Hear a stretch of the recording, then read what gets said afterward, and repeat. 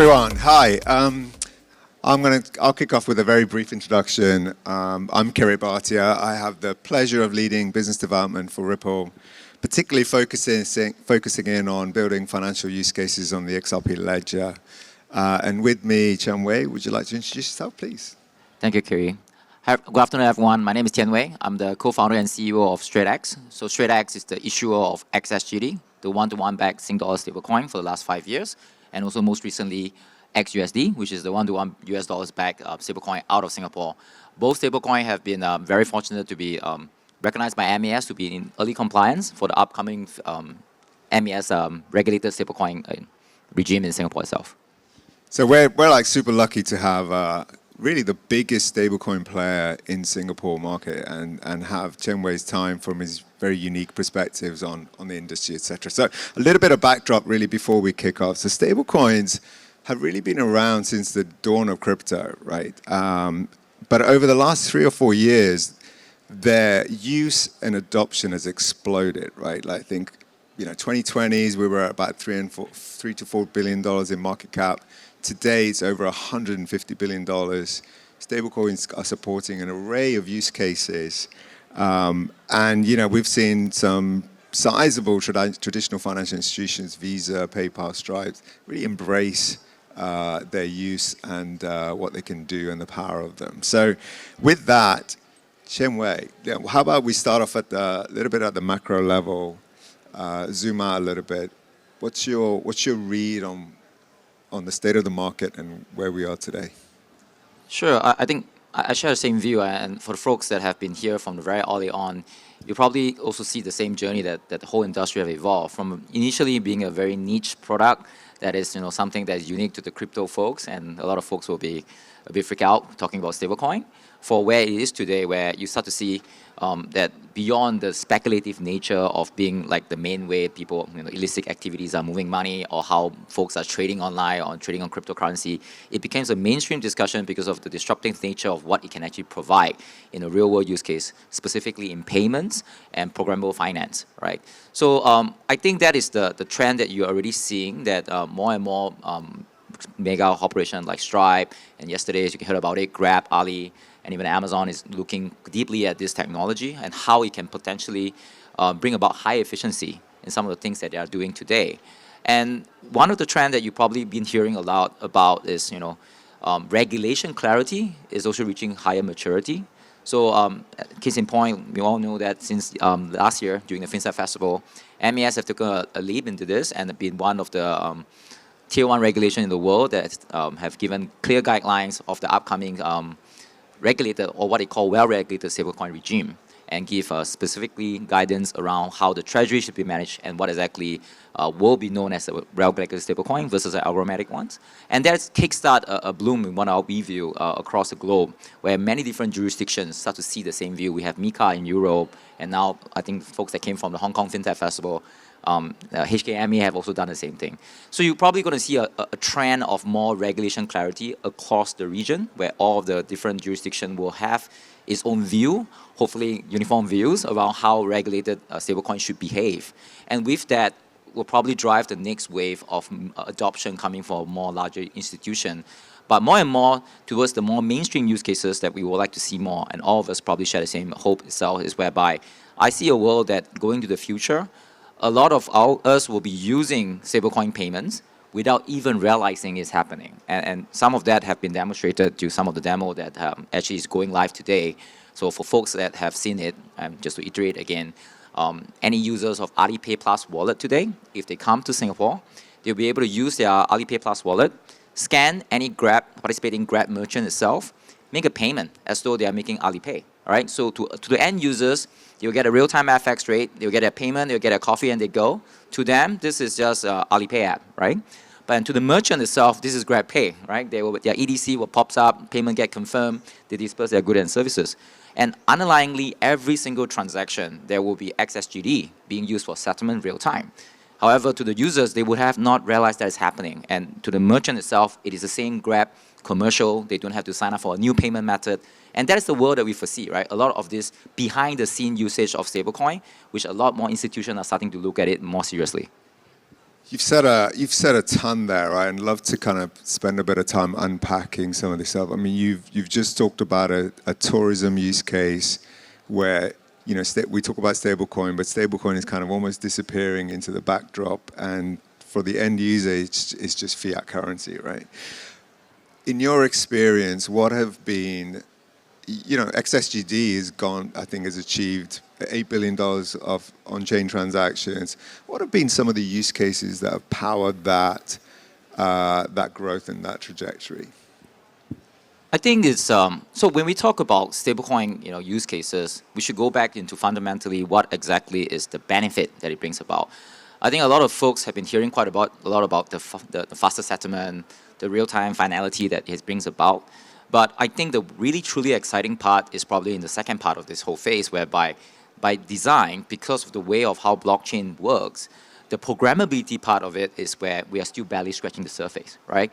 And some of that concept have already been embraced by forward-looking regulator like MAS. They're talking about it quite a bit, whereby they believe that with the guidance of Project Orchid, which started 3 years ago, leveraging the programmability of the blockchain, we can introduce a concept of purpose-bound money, whereby policies, regulation policy, for example, can be wrapped around a smart contract that deliver lower compliance costs in terms of rollout itself. And like I said, that is just one use case itself, right? And beyond that, there is, over the last few years, a couple of different trials and demos and by different industry players have went on that you can think about gamification, marketing cashback, or reward system that can build on top of it. And as a previous programmer, which I hope I can still call myself one, that's a truly exciting thing, right? When you get access to something that you can look at a source code, you're able to play and experiment on it very quickly, the possibility is endless, right? And that opens up the whole field into decentralized finance, which we'll love to chat more about. Yeah. You speak about regulation and how we're lucky enough to live in a jurisdiction where the MS has been super supportive.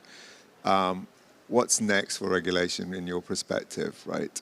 Here or when StraitsX thinks about growth, what's helpful, what's not still in place, No, I think from a regulation perspective, there will still need for more harmonization, and that itself is always an ongoing effort. And different jurisdictions will have their different concerns, and as they step up into having more regulation around that is specific to their local jurisdiction needs, we will still need to see how that progress on a global scale itself. On the adoption side, how this will impact the adoption itself will really depends on the market condition itself. And some of the basic problem beyond regulation should be something that a lot of us are already speaking out about over the last few days itself, right? It's good that regulation have caught up in certain jurisdiction, but when we start looking at it as an operating company, right? So we wear both hats, as I was always sharing on the panel itself. Beside running StraitsX as a upcoming well-regulated stablecoin issuer, we are also a major payment institution in Singapore, right? And that has 10 years of operating experience in helping merchants take payments offline and online. And that itself, we have looked into a lot of the operation needs for us to truly embrace a new payment method and system. And some fundamental problem that sometimes you don't really think about until you actually jump upon it becomes issues that a lot of operators are now thinking more deeply into. For example, audit. Right? What is the classification of a stablecoin, right? When a corporation needs to hold on to stablecoin itself, when they need to make that payment, even if it's in small transient amount, they need to figure out how to justify to the finance team, what is this asset itself?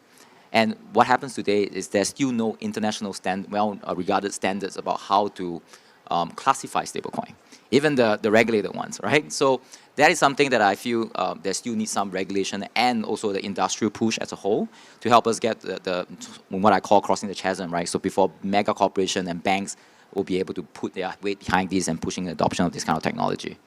Amazing. You mentioned DeFi, right? Decentralized finance, something Ripple is passionate about, particularly in the institutional DeFi space. At least there's a view that stablecoins can play a critical role in kind of bridging traditional finance and decentralized finance. Any observations from your perspective? Sure. So to look at that, the role that stablecoin plays in DeFi first. We should first understand maybe go back in time again that why in the first place folks in the Web3 space were all talking about stablecoin being a corner piece of what they need, because ultimately you need a asset that is of stable value for all your trading activities to even begin with. But of course, that have evolved over time with decentralized finance coming in. Whatever smart contract you're programming, be it a loan or be it insurance that will pay off on certain condition that comes on. You need to have assets that you can program on chain natively so that the smart contract can compute when the result happens and make that payout itself. And ideally, the assets that big payout is stable in price. So that is the first reason why there was an excitement in the whole committee when they talk about needing to have a native assets that is on the blockchain itself that is stable in price, right? But now that regulation around that regime have caught up, right, and more folks are more acceptance to having stablecoin as a form of payment, it then unlocks a lot more financial use cases. For example, some of the discussion that's now finally in the deeper thought process are in how we can do more green SME financing in that area's perspective. You can have a tokenized payable concept. I think that's introduced by MES together with Amazon, talking about how payables itself, like in the typical invoice coming from Amazon, can be tokenized to, for example, provide the holder of NFT, for example, a payments in stablecoin in 90 days. It guarantees that via smart contract itself, whoever who holds this NFT at the end of a 90-day period will get paid. And with that simple basic concept that you can trust that a stablecoin will come to you on a smart contract and that stablecoin itself is regulated and you can actually get the cash that you want, it will bring a lot of capability for financial solution to be built around it. So for example, there are large amount of suppliers that are selling of big platform like Amazon that needs short-term liquidity because their invoices are due for 90 days.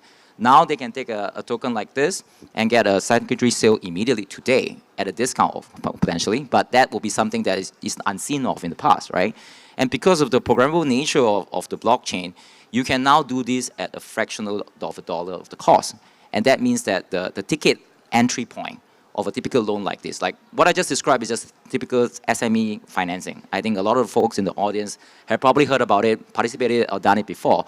But the entry level for that is probably pretty big because in the past, you need a very complex legal contract. And if most of the bank will not be entertaining anything down less than 100,000, now because of the programmability, you can offer it at a fraction of the cost and it can be down to a couple of tens of thousands or even $5,000.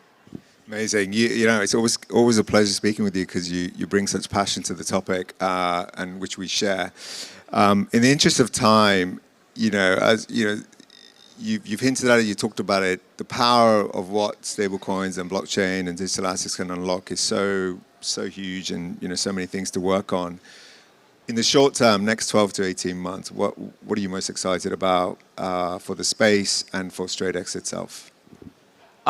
From our perspective, I think we are just at the start of this, right? I think the rollout with Grab and Ali is definitely a very good showcase of a real-world cross-border use cases, and that itself is something that we'll be doubling down on heavily. There will be more wallet players that's participating in this, so stay tuned for that itself. And of course, definitely regional expansion, right?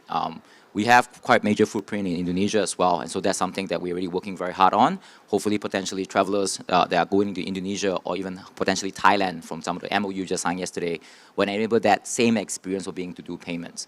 But at the same time, I think some of the things that we talk about, that now that the basic building blocks is in place around decentralized finance, beyond SME financing, will be something, hopefully we have something big to share by the time next year during the FinTech Festival itself. Fantastic. Thank you so much, Tianwei. Thank you, everyone. Thank you, Mr. Bhatia and Mr. Liu.